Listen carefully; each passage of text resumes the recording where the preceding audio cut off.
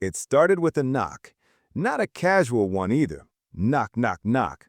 Loud enough to make you stop whatever you're doing and pay attention. I opened the door, and there they were.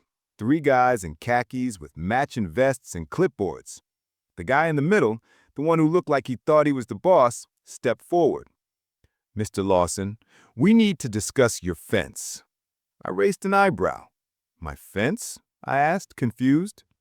"It's out of compliance with community guidelines," he said. "You need to make changes or we'll have to fine you." I looked at him, speechless for a second. What could possibly be wrong with my fence? It had been standing strong for years, and there was nothing wrong with it. "I'm not in your HOA," I said, trying to stay calm. "My fence, my property, my rules." But the guy didn't back down. "Either you comply or we'll escalate this," he said, leaning in. "We're authorized to take action." I closed the door, locked it, and went straight to my phone to call my lawyer, Brian. "You won't believe this," I said. "The HOA is fining me over my fence." Brian laughed. "They can't do that. They're just using vague rules to mess with you." We went over my property deeds and HOA rules.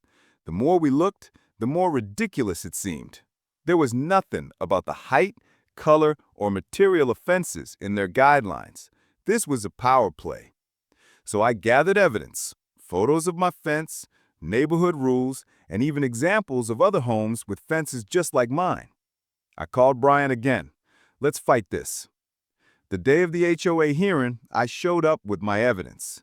Brian was there, and we were ready to stand our ground. The HOA president, Linda, gave me a cold stare as I presented my case. She tried to justify their actions, claiming my fence didn't match the community aesthetic. I asked, "Where does it say in the rules that I can't have a fence like this? I've read them front to back. It's my property." Linda didn't have an answer. She stammered, trying to dodge the question, but I had her cornered. Then I made my move. "If you don't drop this fine, I'll take it to the local news. The HOA is harassing residents over vague rules." That did it. The room went quiet. Linda shifted uncomfortably in her seat. A few days later, I received a letter from the HOA. They dropped the fine and apologized for the inconvenience. As for my fence, it stayed exactly the same. In fact, I added a few new plants around it, just to rub it in.